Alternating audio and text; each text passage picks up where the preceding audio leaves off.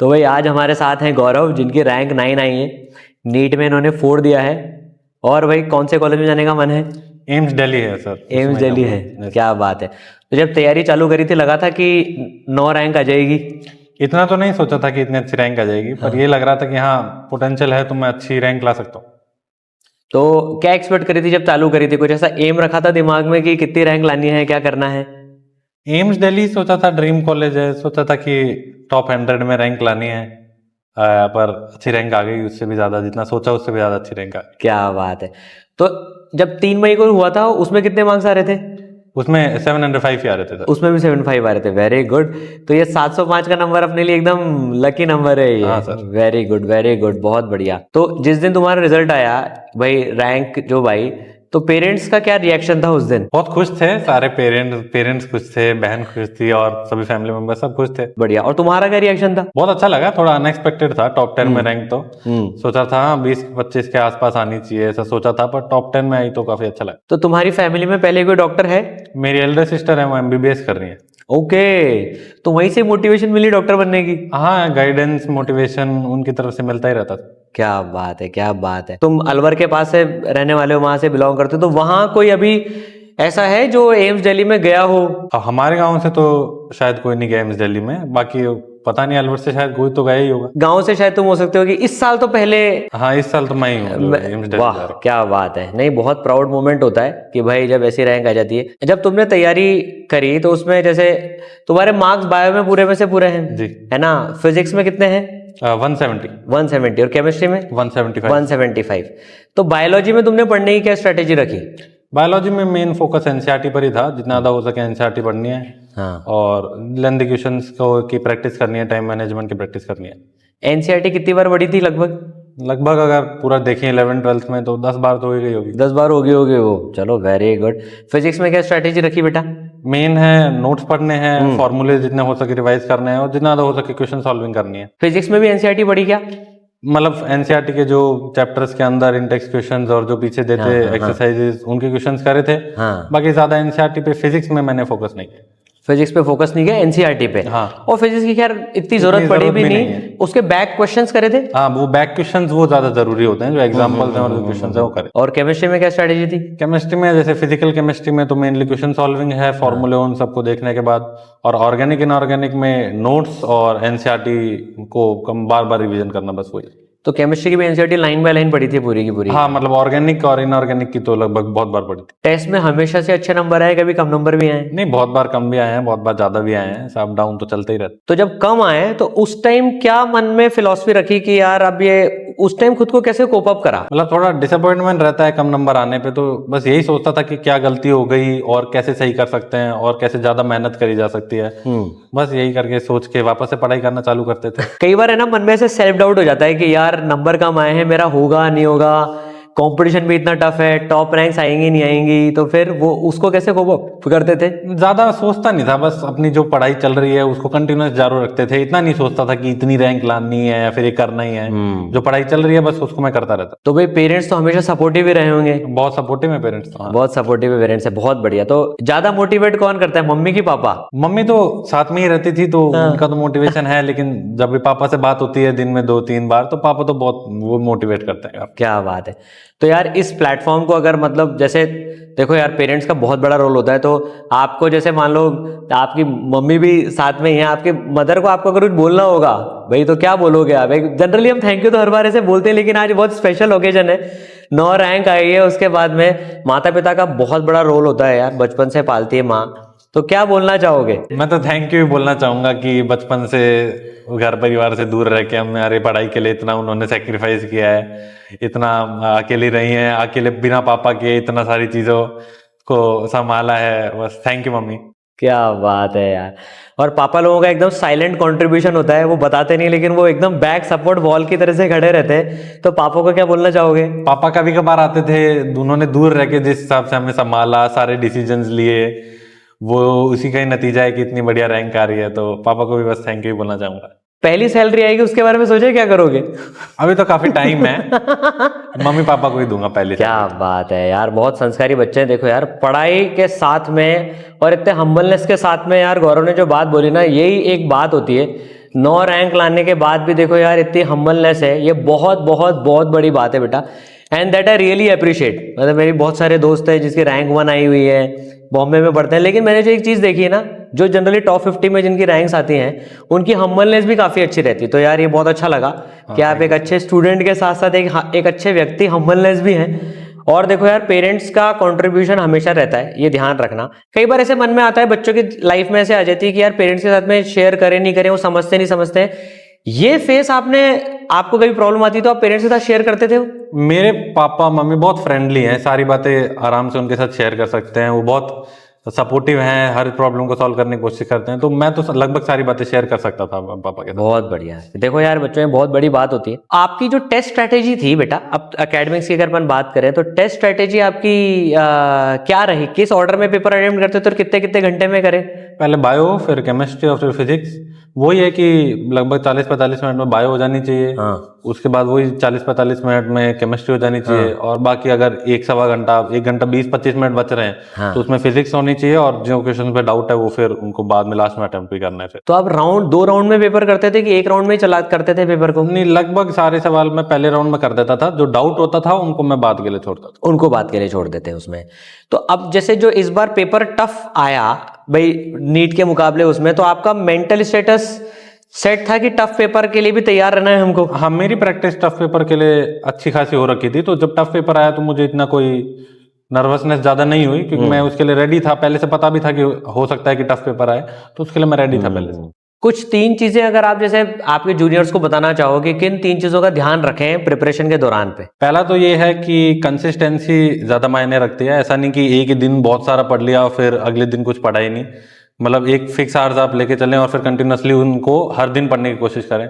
दूसरा, ज़्यादा method apply नहीं करना है, पढ़ाई जितनी सिंपल हो सके उतना सिंपल रखना है। और तीसरा, अपने टीचर्स को पे जो बातें होती हैं उनको फॉलो करना है, क्योंकि उनको सब कुछ पता है, तो उनकी कही हुई बातों को फॉलो करोगे तो सब कुछ बढ़िया रहेगा। कितने टेस्ट दे दियोगे बेटा 2 साल की प्रिपरेशन में? जस्ट अगर एक नंबर कुछ पता नहीं, 400-500 तो दे ही दिया हूँ। 400-500 टेस्ट जो है भाई साहब, छोटे मोटे बहुत टेस्ट दिए, छोटे मोटे 1 घंटे के टेस्ट, 3 घंटे के टेस्ट। तो जनरली एक जो बच्चे नीट में गलती करते हैं कि टेस्ट दे देते हैं। भाई देखो यार, अगर इतनी बढ़िया रैंक लानी है तो टेस्ट से जी नहीं चुराना है। टेस्ट में नंबर कम भी है तो खुद को मोटिवेट रखो।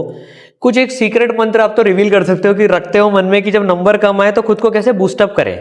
अगर नंबर कम आ रहे हैं तो बस यही है कि ज्यादा कंपटीशन को देखो मत, अपने आप में ही रहो। कि ज्यादा लोगों को देखते हैं तो और डाउन फील होता है, तो ज्यादा कंपटीशन पे फिर ज्यादा ध्यान नहीं दो, अपने आप में ही रहो। थोड़ा पेरेंट्स से बात कर लो, टीचर से बात कर लो, थोड़ा कॉन्फिडेंस बूस्ट हो जाएगा।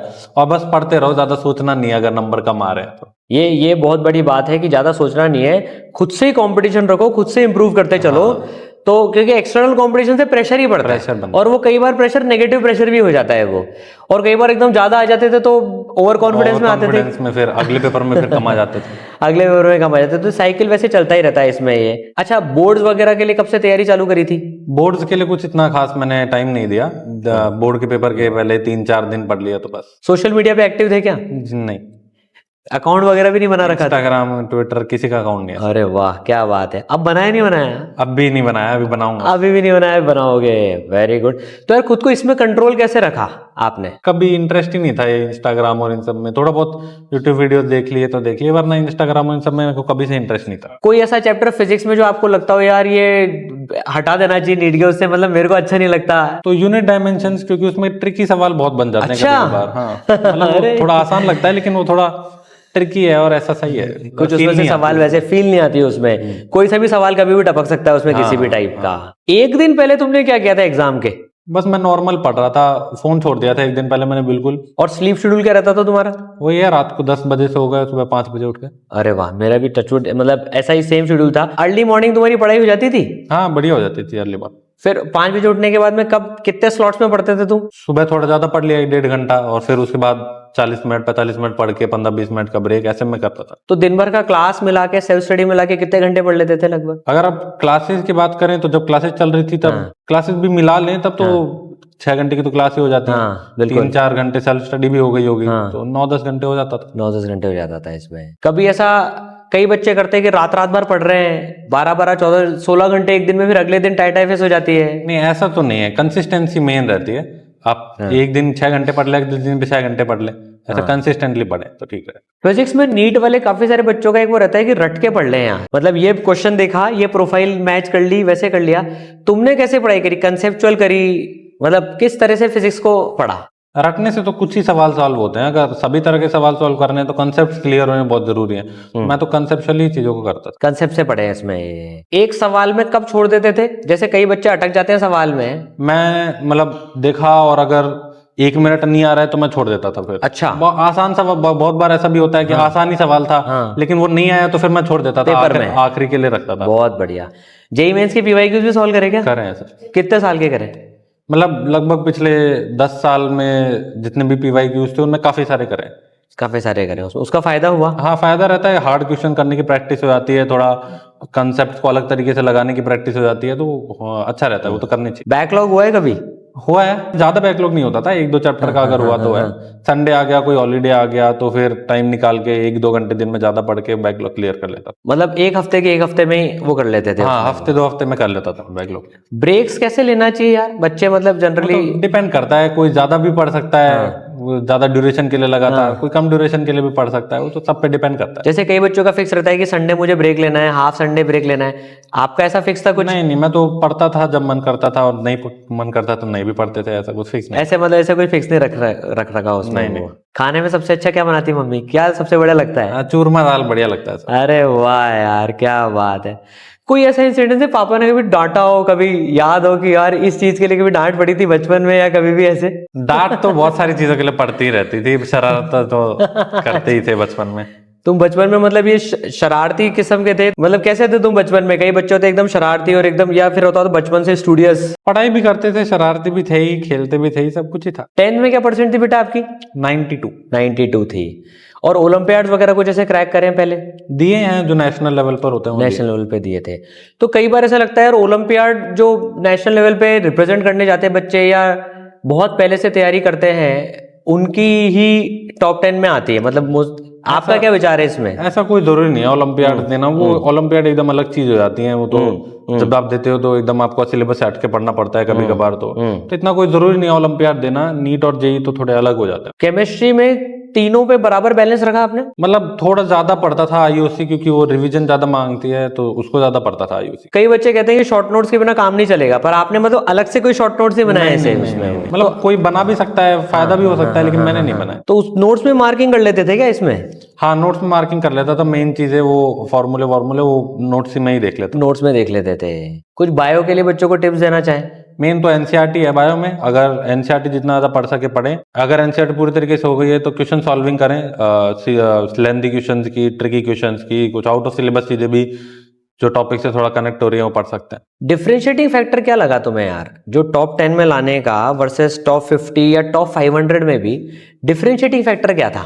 तो देखो माइंडसेट होता है, बच्चा जिस माइंडसेट के साथ तैयारी करता है, पढ़ाई करता है, और उसका कॉन्फिडेंस रहता है, जितना खुश रहेंगे, जितना कॉन्फिडेंस रहेगा, नंबर अपने आप उतने ही हो जाएंगे। बाकी तैयारी तो सभी करते हैं, लगभग सभी करते हैं उसमें। वो प्रेशर, कई लोग वो प्रेशर हैंडल नहीं कर पाते, वो एग्जाम के दौरान पे एकदम वो जो हाथ कांपते हैं, वो तुमने कैसे कंट्रोल किया? कि देखो एक तो यार 705 पहले आ गए थे, उसके बाद में वापस देना तो एक अलग माइंडसेट होता है भाई, जिसके पहले कम आए थे उसके लिए तो खोने के लिए कुछ नहीं था ऐसे, लेकिन तुम्हारे पास तो तब भी खोने के लिए था। तो वो 1 महीने का माइंडसेट कैसे रखे और एग्जाम के दिन कैसे उसको ट्रांसलेट करा? वो तो मेन चीज तो मॉक टेस्ट से होती है। आप जितने मॉक टेस्ट देते हैं, धीरे धीरे प्रेशर सिचुएशन को हैंडल करना आ ही जाता है। मेन तो जितना प्रैक्टिस करोगे उतना फिर प्रेशर हैंडल करना आ जाता है। बाकी मेन एग्जाम को भी नॉर्मल एग्जाम ट्रीट करके ही अटेम्प्ट करना चाहिए, तो फिर बढ़िया जाता है, ज्यादा प्रेशर लेना नहीं चाहिए। बहुत बढ़िया यार, ये बहुत अच्छी बात है कि अब आगे कुछ स्पेसिफिक फील्ड तुमने सोच रखी है एम्स में जाने के बाद में? अभी नहीं सोचा इतना, अभी तो एम्स दिल्ली जाना है, एमबीबीएस करना है पहले तो बहुत बहुत शुभकामनाएं आपको रैंक लाइन लाने के बाद में, आपके पेरेंट्स को भी। You have made your parents proud, whole city proud, everyone proud. बहुत बढ़िया बेटा, थैंक यू सर। खूब तरक्की करो ऐसे आगे और खूब खुश रहो, है ना। देश के एक बहुत अच्छे डॉक्टर्स में तुम्हारा नाम आएगा। चलिए भाई, बहुत बढ़िया, थैंक यू।